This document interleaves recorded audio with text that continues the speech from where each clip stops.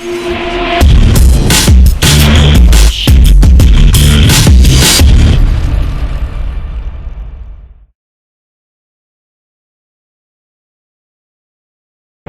lagi dengan saya Rudi Asari dalam podcast Kata Demi Kata, Surat Kabar Digital.com. Kali ini kita bersama dengan Ketua Badan Pembentukan Peraturan Daerah Kota Banjarbaru atau Bapemperda, Pak Tarmidi. Apa kabar Pak Tarmidi? Alhamdulillah sehat Mas, alhamdulillah. Dari banyak alat kelengkapan dewan, salah satunya di Banjarbaru ada Bapemperda. Tapi tentu banyak masyarakat yang belum terlalu tahu tentang informasi Bapemperda apa. Bisa dijelaskan secara singkat nggak Pak Tarmidi?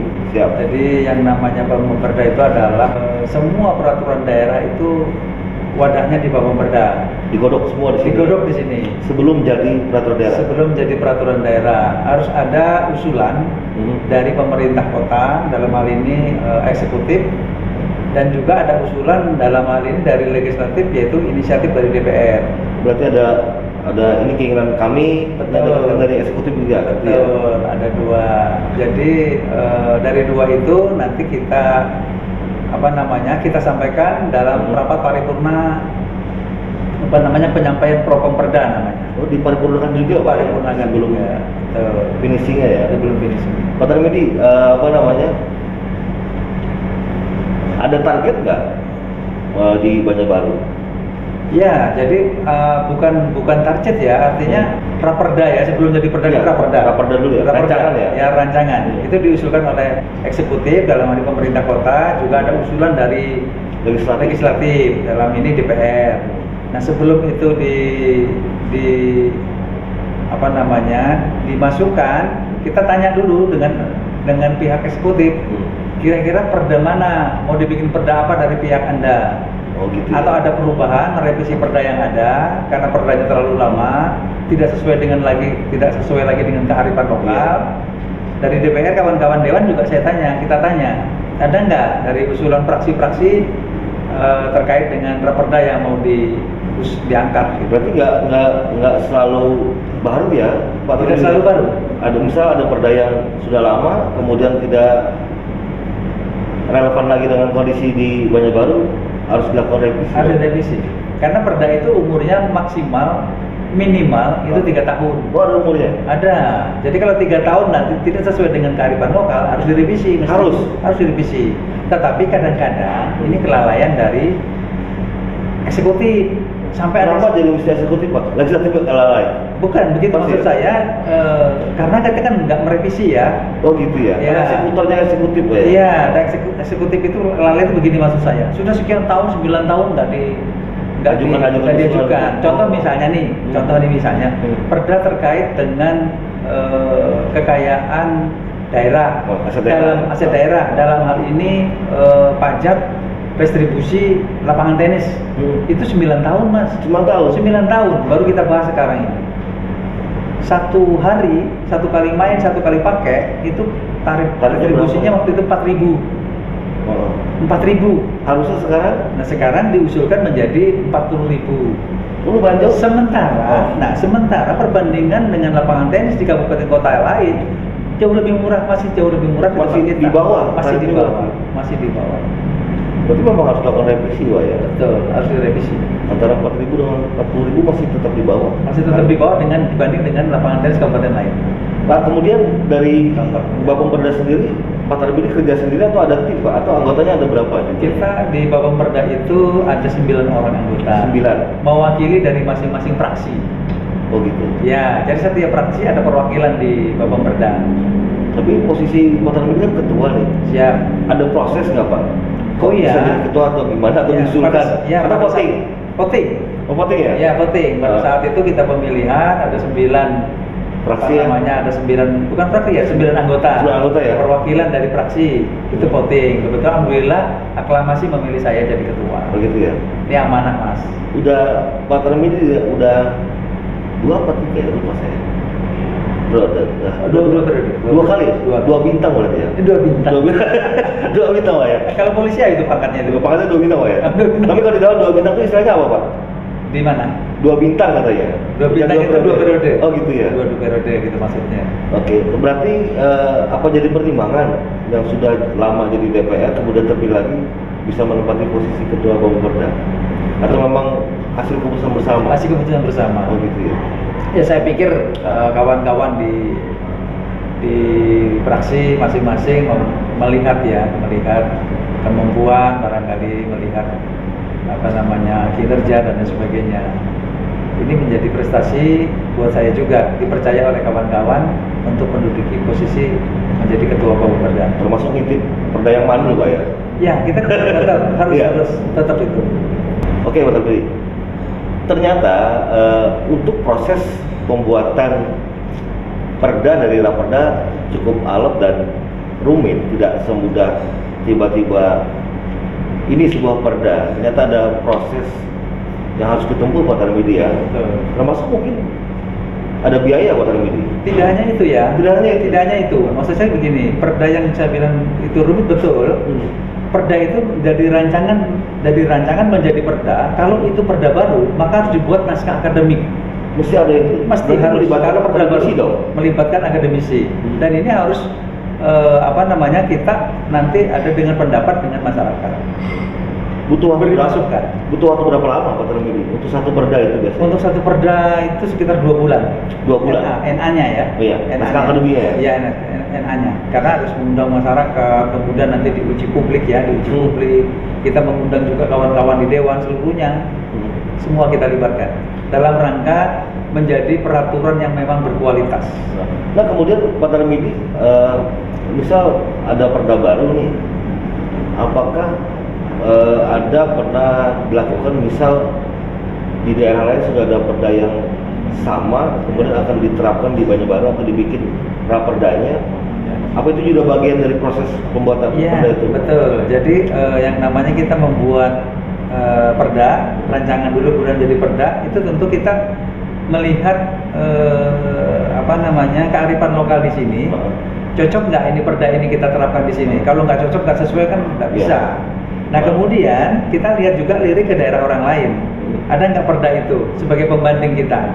Kita tentu akan studi banding atau belajar di sana seperti apa penerapannya dan lain sebagainya. Kalau tidak ada kemiripan daerah ya. Betul.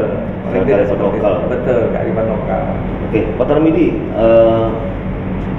udah 2 kali jadi anggota DPR, tentu mungkin dibanding yang baru-baru Pak Tarmidi lebih tajam melihat seberapa banyak perda-perda yang berpotensi di Banjarbaru dan kemudian perda-perda yang memang sudah sewajarnya harus dilakukan revisi. Gimana Pak Tarmidi? Iya, jadi perda saya selalu menyampaikan kepada bagian hukum, dalam hal ini pemerintah Kota Banjarbaru di bagian hukum. Kita ingin menginventarisir perda-perda mana sebenarnya yang belum jalan, perda-perda mana yang tidak tidak relevan lagi, perda-perda mana yang memang mandul. Itu harus kita inventarisir. Dan kalau memang nanti ini dalam rangka juga sekarang ini di program kepemimpinan saya masukkan sosialisasi perda ke masyarakat. Program baru berarti? Program baru. Saya masukkan itu. Pak Tarmidi, tapi sebentar Pak Tarmidi, bisa dijelaskan nggak yang disebut perda mandul itu apa sih Pak Tarmidi? Perda mandul itu begini, misalnya kita sudah buat perda, ternyata nggak berefek apa-apa atau tidak diterapkan di masyarakat. Tidak dapat diterapkan atau tidak diterapkan. Kita membuat perda pasti ada kajian dong. Bisa nggak ini diterapkan? Kan ada kajiannya. Makanya lewat naskah akademik tadi. Nah kalau kajiannya sudah dibuat, kemudian naskah akademiknya dibuat, ternyata itu sebelumnya kan sudah dibahas itu.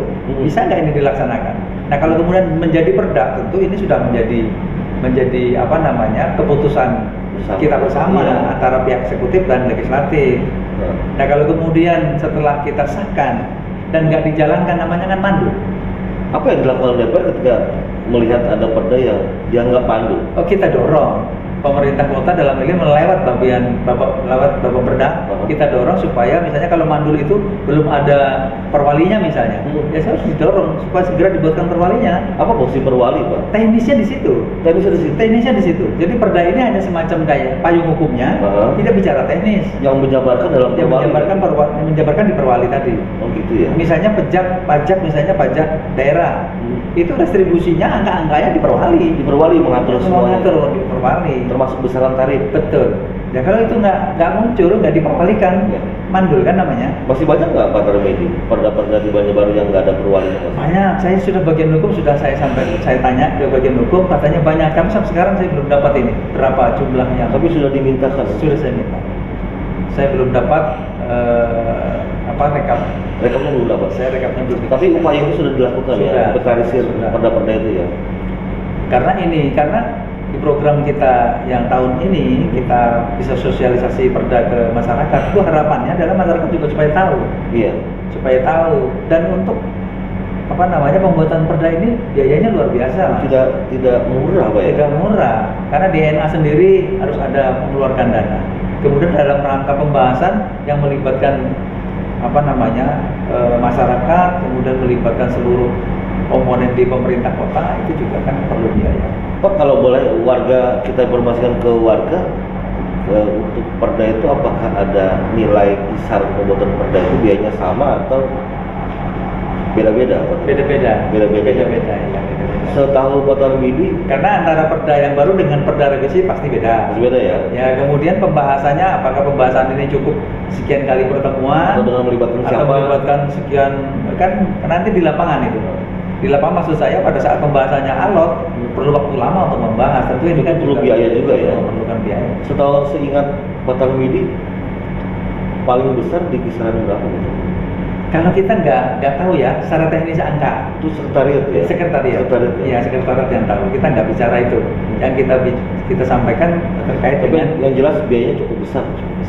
Artinya jangan sampai mandul. Betul, sayang kan. Jadi peraturan kan memayungi, ada payung hukum buat masyarakat supaya bekerja tenang, nyaman, aman, kan ada payung hukumnya. Ya apapun bentuknya di masyarakat itu sepanjang ada pungutan itu harus ada payung hukumnya, yaitu perda. Sejak 2019 Pak Tarmedi ada berapa perda sudah yang berhasil digodok bersama di DPR? 2019 saya bacakan 2019 itu ada yang inisiatif itu ada satu inisiatif dari Dewan. Satu perda yang inisiatif DPR ya? Yang inisiatif DPR yaitu perda tentang perlindungan dan hak penyandang disabilitas. Cukup menarik perda. Ya, terus kemudian di tahun 2020 itu ada dua, perda kepemudaan dan perda penyelenggaraan penghijauan dan perlindungan pohon. Saya boleh ini nggak Pak Tarmedi, apa yang melatar belakangi DPR berinisiasi untuk membuat perda disabilitas? Kita melihat kita ini kan wakil rakyat, kita sering turun ke lapangan. Tentu kita tahu dong bagaimana kondisi masyarakat kita. Mereka juga warga negara kita. Punya hak yang sama. Punya hak yang sama. Warga Banjarbaru maksudnya punya hak yang sama. Dan itu harus kita buat payung hukum. Sejajarkan paling tidak ya. Iya, libatkan.